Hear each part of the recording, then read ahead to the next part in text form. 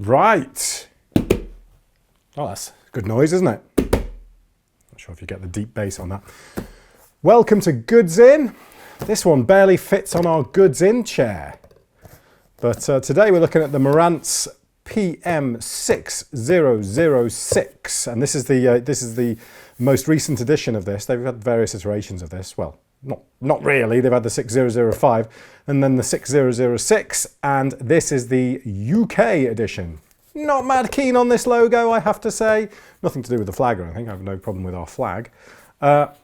Just think it's a bit tacky. But I'm in the process of doing some updates to my hi-fi stuff, and while a lot of my stuff has moved to kind of smart speakers and, you know, Sonos stuff and whatever, I do of course still need an amplifier because, you know, I've got two speakers. I connect all my kind of sound card up to that type of thing, and I do need an amp. And this is the one I went for, arguably a downgrade because my previous amp is a Marantz 7001. This knife is blunt, it appears. Wow!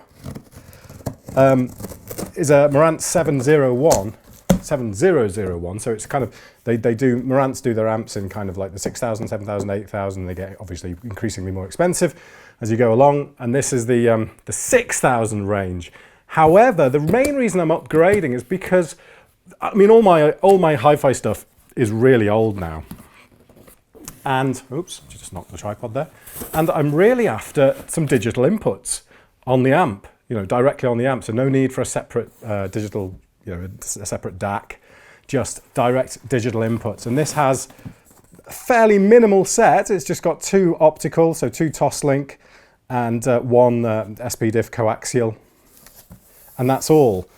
So let's have a look what you get inside the box. Some people like unboxing, some people don't, but I know I like when I buy a product, I like to know exactly what you get inside the box. So hopefully this will help somebody. All right, so we've got our manual here in multiple languages: English, German, French, Italian, whatever, and a CD.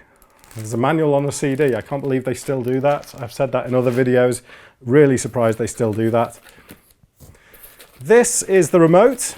It looks, I suppose, similar, but much more sort of up to date with more sort of distinguished buttons compared to my old one. The old one was just like remotes used to be 10 years ago, where they were just as bland as anything and just really functional. And now they've kind of thought about making the visual side of remotes, so they're making them a bit easier by having different coloured buttons on them and things. But it's still a pretty busy remote and not one that I will really use much anyway. And it comes with batteries which are AAA, and they look like probably super heavy duty, so my guess is they're zinc chloride or some garbage like that. So not even alkaline batteries with those. All right, the cable used is a full sort of kettle lead IEC mains connector there. I don't know what exact type that is, but at least it's a full size one. But let's get into the main unit and see. It's much smaller, much smaller. I'll just quickly grab my old one for you and show you that. Let's shift this box out of the way. Oh gosh. Oh wow, this one is considerably heavier. This is the old one. So this is the Marantz PM6001, and that weighs a ton. Oh, in comparison to the new one. Now, okay, it's not that much difference. But you can see just before I've even unpackaged it that it's much slimmer. I think that's just a thing. I think the current 7 Series is just as fat as the old one, just as kind of thick as the old one. So let's have a look what we've got. Well, you can't really see too much in there. So you can see I assume they're using a toroidal transformer. Yes, it certainly looks that way. The other one doesn't, so that's clearly one difference. And then the front of it is like that. Let me just grab my camera and zoom in a little bit on the front here, so you can see in a bit more detail. So the input select is all a lot softer. There we have our volume control and input selector here on the other side, which I can't fit in. Wow, This is going well, this video. So yeah, input selector here, all sort of very gentle. Volume control, solid stop, so not like a digital volume control. And then we've got bass, treble, balance, and there is a loudness button on this, not used to that. Source direct, speakers AB, and then phono CD network tuner recorder, coaxial optical 1 or optical 2, which gives you an idea of what you will have on the back as well.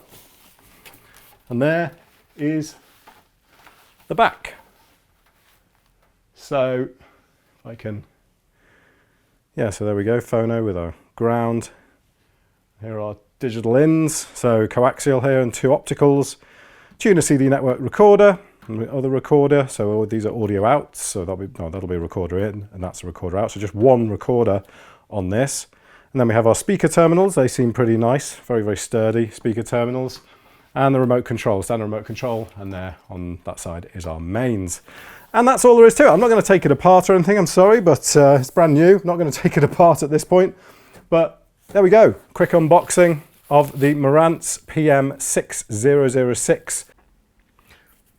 This is the amp all set up now, and I'm just going to shine a bit of light on this. Let's get a bit of light on it here, and it's a really well air ventilated cupboard. No, not really. There's the old one down there. Let's put that down there temporarily, just somewhere to put it more than anything else. But this one is the second one, because the one I actually unboxed just in this first part of this video had a fault. So it was intermittent in the left channel, impacted the digital, the headphones, everything. So it wasn't like a speaker thing specifically, it was actually just the amp itself was problematic. But this one, plugged it in and it worked first time.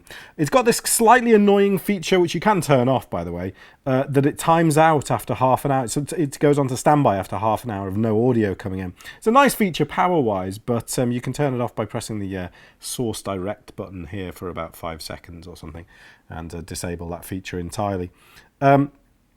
Anything else to say? Well, yeah, I'm using it with digital in only. I mean, as I mentioned earlier, the sole purpose of me getting this was to be able to put my sound card directly into this amp.